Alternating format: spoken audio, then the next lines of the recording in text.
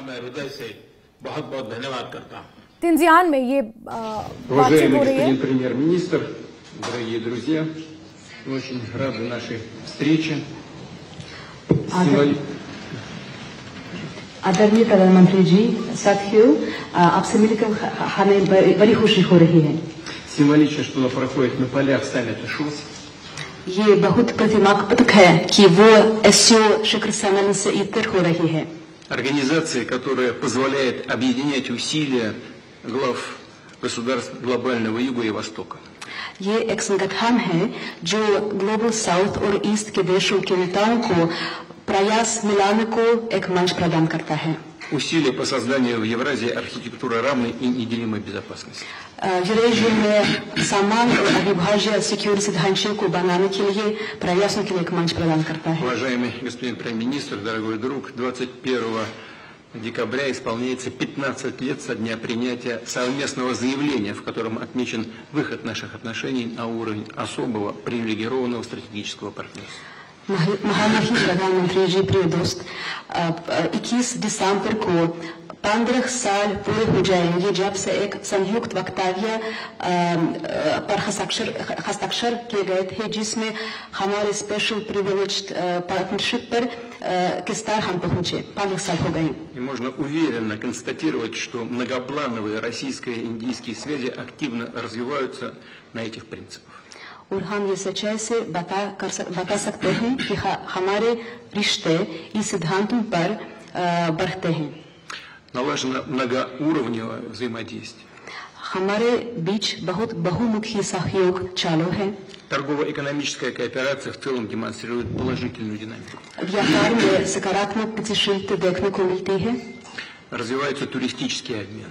पर्यटकों का आदान प्रदान विकसित हो रहा है। Мы тесно координируем наши усилия на международной арене. अंतर्राष्ट्रीय मंच पर हम हमारे प्रयासों को समन्वय से करते हैं। ООН, БРИКС, Группа 20 и, разумеется, ШОС. यूएन, ब्रिक्स, एससीओ जरूर इस गठन में से शामिल है। И сегодня хорошая возможность обсудить основные задачи дальнейшего развития многопланового двустороннего сотрудничества в различных областях. और आज की मुलाकात से हमारे रिश्तों को आगे बढ़ाने पर रास्तों पर बातचीत करने का एक बहुत अच्छा मौका मिलता है। Уважаемый господин премьер-министр, дорогой друг, Россия и Индия поддерживают десятилетиями особые. तो ये महामुलाकात जिस पर दुनिया की निगाहें टिकी हुई हैं, ये शुरू हो चुकी हैं और चीन में ये मुलाकात हो रही है। ये द्विपक्षीय मुलाकात है जिस पर सभी की निगाहें टिकी हुई हैं और जिस तरह से व्लादिमीर पुतिन ने ये स्पष्ट किया कि 15 साल हो जाएंगे जब हमने इस एससीओ का जब गठन हुआ था तो उस पर हमने समझौता किया था और किस तरह से हम साउथ ईस्ट कंट्रीज़ को एक साथ लेकर आए थे और फिर हमारे बीच ये भी उन्होंने जिक्र किया कि हमारे बीच बहुपक्षीय वार्ताएं हो रही हैं, बहुपक्षीय सहयोग रूस और भारत के बीच है। ये वो मुलाकात है जिस पर सभी की निगाहें टिकी हुई थी। बीते कल शी जिनपिंग के साथ प्रधानमंत्री नरेंद्र मोदी की मुलाकात हुई, 55 मिनट वो मुलाकात चली और आज की ये मुलाकात भी अपने आप में बेहद महत्वपूर्ण है। और सबसे बड़ी बात है कि इसी मुलाकात पर अमेरिकी राष्ट्रपति डोनाल्ड ट्रंप की भी निगाहें टिकी हुई होंगी, क्योंकि रूस के साथ जो भारत तेल व्यापार करता है, तेल खरीदता है। सुनिए क्या कह रहे हैं मोदी जी। हम लगातार संपर्क में रहे हैं। दोनों पक्षों के बीच नियमित रूप से कई उच्च स्तरीय बैठकें भी हुई है। इस वर्ष दिसंबर में हमारी 23वीं समिट के लिए 140 करोड़ भारतीय उत्सुकता पूर्वक आपका इंतजार कर रहे हैं। एक्सेलेंसी, ये हमारी special and privilege strategic partnership की गहराई और व्यापकता का परिचायक है। कठिन से कठिन परिस्थितियों में भी भारत और रूस हमेशा कंधे से कंधा मिलाकर चले हैं। हमारा करीबी सहयोग न केवल दोनों देशों के लोगों के लिए बल्कि वैश्विक शांति, स्थिरता और समृद्धि के लिए महत्वपूर्ण है। एक्सेलेंसी, यूक्रेन में चल रहे संघर्ष के विषय में हम लगातार चर्चा करते रहे हैं। हाल में किए गए शांति के सभी प्रयासों का हम स्वागत करते हैं। हम आशा करते हैं कि सभी पक्ष कंस्ट्रक्टिवली आगे बढ़ेंगे, संघर्ष को जल्द से जल्द खत्म करने और स्थायी शांति स्थापित करने का रास्ता खोजना होगा। ये पूरी मानवता की पुकार है। एक्सेलेंसी, एक बार फिर आपका मैं हृदय से बहुत बहुत धन्यवाद करता हूं।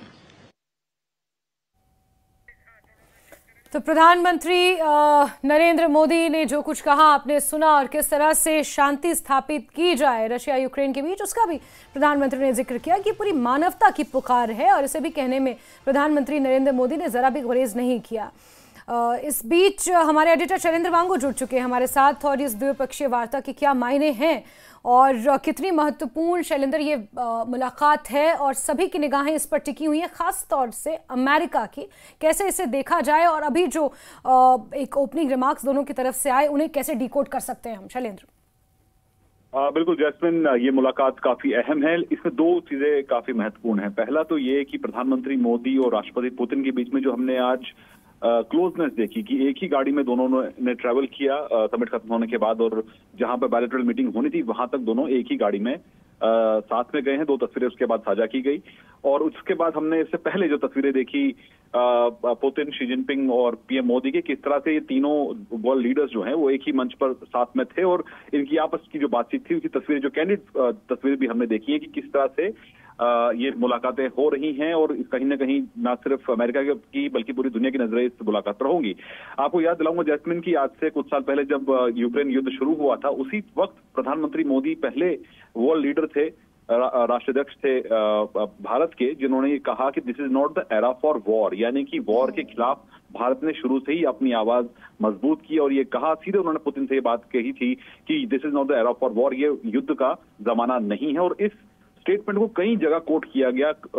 उस वक्त के राष्ट्रपति ट्रंप ने भी इसको अप्रिशिएट किया था, और कई जगह ये कोट किया गया था, this is not the era for war. लेकिन इसी बात को एक बार फिर दोहराया गया है। एक तरफ जहां ट्रंप ने रशिया से इंपोर्ट कराने के बाद जो तेल इंपोर्ट को लेकर जो भारत पर जो सैंक्शंस लगाए, जो टैरिफ लगाए, माफ कीजिए, उसके बाद ये पहली मुलाकात है पुतिन और प्रधानमंत्री मोदी की, जहां पर एक बार फिर भारत ने ये साफ किया है कि यूक्रेन में जो युद्ध चल रहा है उसमें शांति बहाली के लिए जो भी कोशिशें की जा रही हैं, भारत उसका समर्थन करता है। तो ये मैसेज सिर्फ अमेरिका के लिए नहीं है, भारत भी चाहता है कि शांति बहाल हो, और यूक्रेन और रूस के बीच जो संघर्ष चल रहा है वो खत्म होना चाहिए, और ऐसे में जो भी कंस्ट्रक्टिव कदम उठाए जाने चाहिए उसके लिए भारत उसका समर्थन करता है। ये एक मैसेज फिर से गया है भारत की तरफ से, पहली बार नहीं, इससे पहले भी पीएम मोदी ये बात बोल चुके हैं। लेकिन कहीं ना कहीं ये मैसेजिंग जो है ये खासतौर से ट्रंप के लिए भी महत्वपूर्ण है, क्योंकि ट्रंप ने पेनलाइज किया है भारत को इसी मुद्दे को लेकर, और जो 50% टैरिफ लगाया है वो इसी मुद्दे को लेकर था। लेकिन ऐसे में भारत ने ये भी साफ कर दिया कि अपने जो द्विपक्षीय संबंध है, जो बायलैटरल टाइज है रशिया के साथ, उनके साथ कोई समझौता नहीं करेगा। भारत अपने